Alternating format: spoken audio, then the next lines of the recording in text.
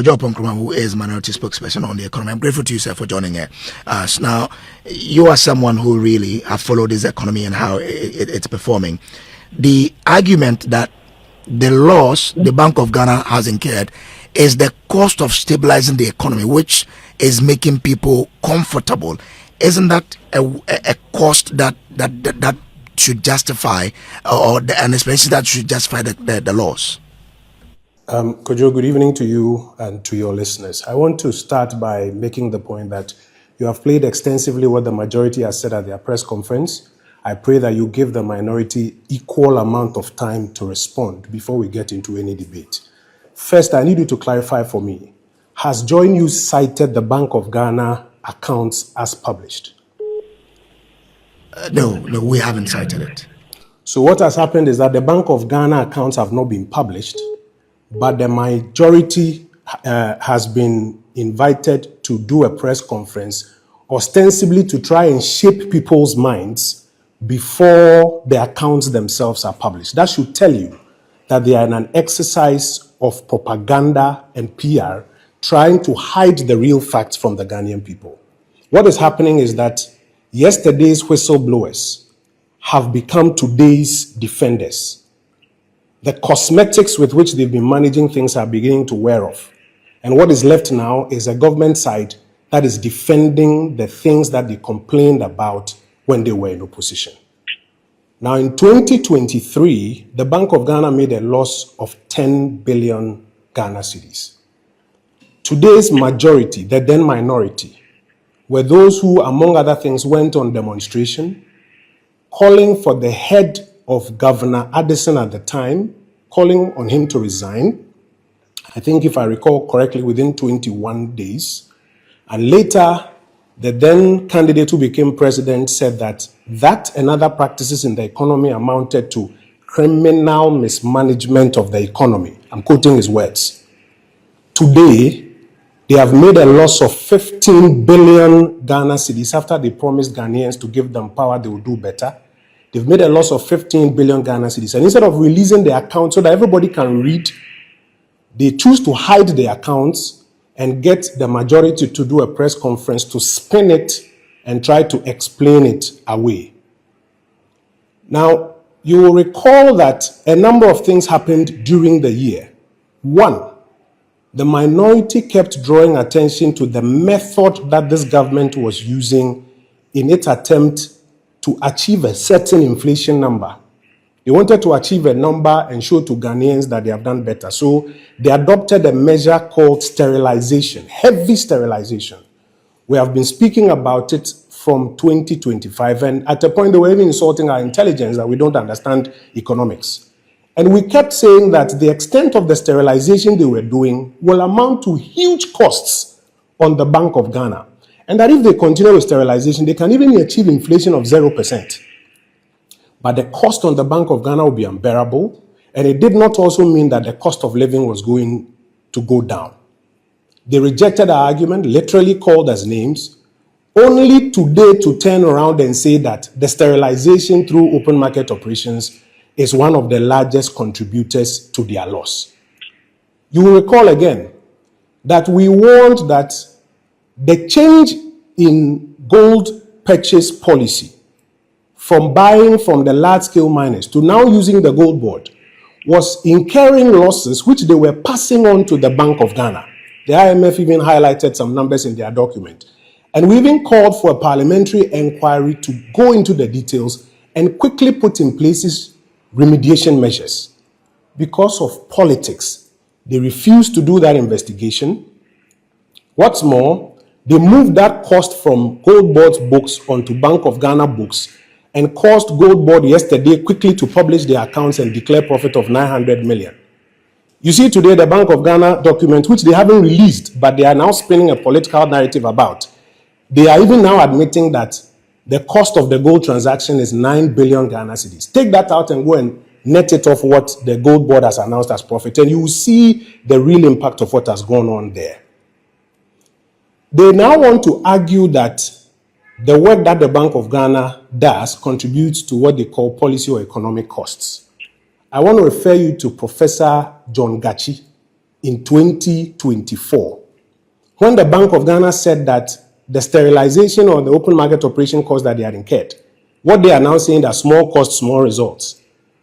When the Bank of Ghana then explained that that sterilization was part of the loss, the NDC's chief advisor on the economy, Professor John Gachi, who now sits on the Bank of Ghana Advisory Committee, he said every loss is a loss, and that unless they're able to show it is a one-off item, Ghanaians should not take them seriously when they explain it as a policy or economic loss. Today, they are using the same words verbatim. But you see, the problem about the policy or economic loss argument is that if every year you are making policy or economic losses, it's not a one-off item. And what is now happening is that then any state-owned enterprise can make losses on the commercial transactions they are supposed to do, and they tell you that they are doing some economic good for the public. Does that make sense to you? Sorry, but if you look at what they've been able to achieve, where majority of the people are saying that inflation is down, we are okay with it. Exchange rate is stable, we can plan with it. Is their cost not justified than what happened during your time? So when the Bank of Ghana, through its open market operations, lost money and brought inflation down from 53% to 20-something percent, was that justified or not? Principle is principle. We have said time and time again that they should be honest and candid with the facts. They are the ones who have tried every time to scam the people of Ghana with some different narrative. If they had admitted at the time that that loss, mostly because of the open market operations of the central bank, to bring inflation down from 53% to 23% was justified, they will be in a good position to make that argument today. They rejected it then. Why should that argument be accepted today?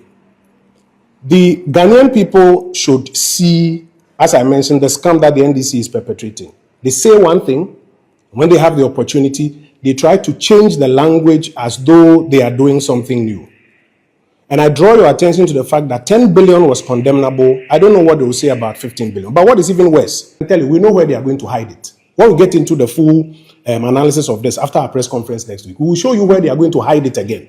Because that structure they have put in place will forever be a loss-making structure. And somebody will have to bear the cost. So they only move the cost from Bank of Ghana and go and hide it somewhere else. But we will once again expose that as well. If they say that 2026, you will not see 16 billion cost of open Ghana cedis loss, they should have the humility to sit at the table, stop the propaganda, and let us share with them the lessons we have learned so that they can serve Ghana better in this short time that they have. Yes, so we now have the full reports from the Bank of Ghana. It has been published on the bank's website as we speak. So we've gone through the reports and we've pulled out the numbers. And then we decided to go back to 2008. And as the majority put out yesterday, the figures were accurate. So the majority's figures are in line with what's on the Bank of Ghana's website at the moment. The loss for 2025 was 15.6 billion Ghana cedis. If you track it back to 2008, that's when the currency was changed. You can see that's the second highest loss we've made. The highest came in 2022, where we made the loss of 60 billion Ghana cedis.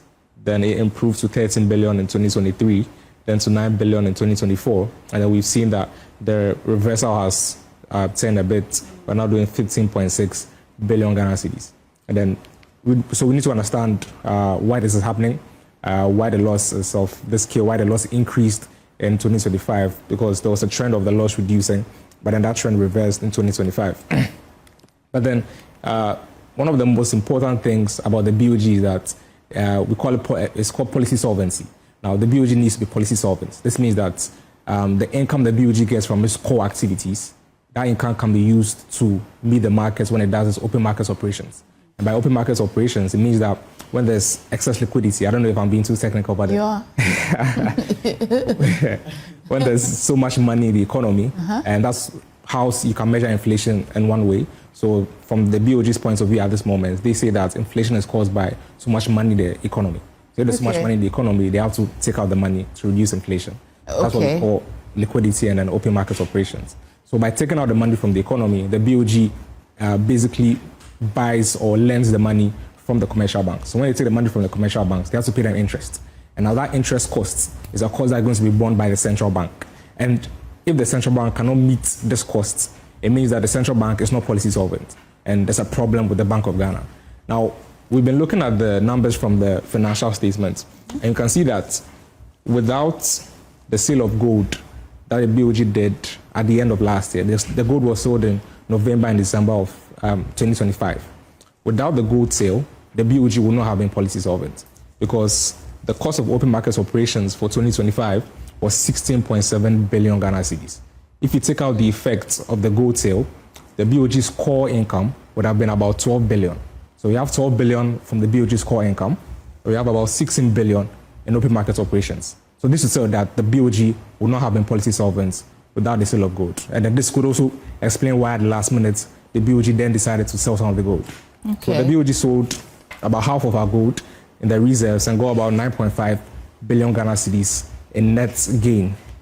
The total profit from the gold sale was about 13 billion Ghana cedis. But then if you take out some of the charges, the net gain is about 9.5 billion. So this 9.5 billion helped the BoG. So this 9.5 billion helped the BoG meet its policy solvency. And again, it also helped the BoG reduce its exposure to gold price on international markets and also reduce the loss. Because if you take out the impact of the sale of gold, the loss would have been closer to 30 billion. And then if you do the trend again, you can see that 30 billion would have been almost half of the 60 billion that we did in 2022. So the sale of gold was very strategic by the Bank of Ghana. Now, moving from the sale of gold and then the finances, we need to understand why the BoG made this significant loss. Now, I broke it down into three of them: open market operations, the gold purchase program, this in partnership with Gold Board, and then the foreign exchange losses. So these are the three main factors that contributed to the BoG's loss, because so many people have been asking me, why did the BoG, or how can the BoG make losses? So these are the three main factors that contributed to the BoG's loss in 2025. Open market operations, and this is why I explained a bit earlier that when there's so much money in the economy and the BoG wants to take it out, the BoG goes to commercial banks, to get money from commercial banks, but they have to pay them interest. So the interest they paid commercial banks in 2025 amounted to 16.7 billion Ghana cedis. That's a lot of money. For contracts in 2024, the BoG paid interest of 8.6 billion Ghana cedis. So from 8.6 billion in OMO costs, austerization costs, to 16.7, that's almost double in 2025. So this was one of the major contributors to the BoG's loss in 2025, because they had to pay interest when they took money from the commercial banks. And that's how the BoG decided to tackle inflation. Tackling inflation, you can use different measures to tackle inflation. But at the moment, the policy approved from the BoG is that they have to reduce liquidity on the markets, which is why we are very aggressive with the open markets operations in 2025. Now, the next one is the domestic gold purchase program. And we have some indication that the BoG was making some significant losses here when the IMF came out in September last year. In 2025, total losses from gold purchases was 9 billion Ghana cedis. 9 billion Ghana cedis. If you break it down, the loss attributable to Gold Board is 8.8 billion. So it's not the whole 9. It's almost the same thing. Just throttled to 9. Exactly, yeah. Because for the domestic gold purchase program, there are two main factors. Is this a physical loss of money, or is merely accounting? So this is a fiscal loss of money, okay, because of the mechanisms involved. With the way the Gold Board arrangement is done, we buy gold from miners at spot price or premiums. So we give them more money, but then when we sell the gold, we get less from the international market. So you've lost actual money. So that's the first leg of the loss from Gold Board's activities. Now the second loss is from the exchange rate differentials. Now the miners, small-scale miners get paid at the prevailing exchange rate, but when BoG is selling the gold, they sell it at the interbank rate. So again, you're making losses from the exchange rate differential. You're also making loss from the price differential, because you're buying gold at spot price and premiums, but they are selling gold at discount, because Ghana's gold is not bought in the international market as premium, because we don't have traceability, we don't have refineries here. So our gold is very in the raw form and untraceable. So our off-takers always take our gold at a discount. Yeah. So 5.7 billion was the cost in 2024. In 2025, it jumped up to 9 billion. So the open market operations and then the gold purchases cost from the BoG were the two main factors. The last factor is the forex losses.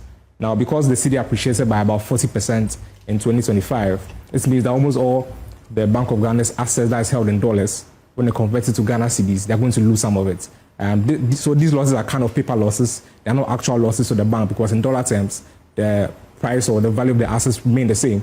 It's just that when you convert to cedis, it has reduced a bit. So the reduction was 5.4 billion Ghana cedis. So this is what you can call paper loss. Yeah. But this is not an actual loss to the bank because in dollar terms, they still have the money. But then in Ghana cedi terms, because there's an appreciation, they've lost the value of 5.4 billion. Okay. So this, together with the gold purchases of 9 billion, this was mainly because of the open markets operations. Because the BoG took a lot of cash from the commercial banks, when the BoG has the cash in its account, it's a liability for the Bank of Ghana. So in total, there's about 60 billion Ghana cedis in cash from the commercial banks sitting with the BoG. Now, this is a liability for the BoG, and this is what led to the increase in the equity position, or the decrease, in the equity position for the Bank of Ghana. Interesting. What the money is sitting in the account instead is considered as a liability. It's not an asset. It's not an asset because the money is not for the Bank of Ghana. They have to pay it back to the commercial bank. So it's a liability for them, which is one of the contributing factors to the rise in equity or the rise in equity in 2025 from 58.6 billion to 93.8 billion in 2025. So these are the numbers from the BoG's reports. It's now available online on the BoG's website, so you can go and check it out for yourself. And then we've just done a quick breakdown of the numbers. Okay, you are lucky to have Caleb. Okay, you see something. Caleb, thank you so much.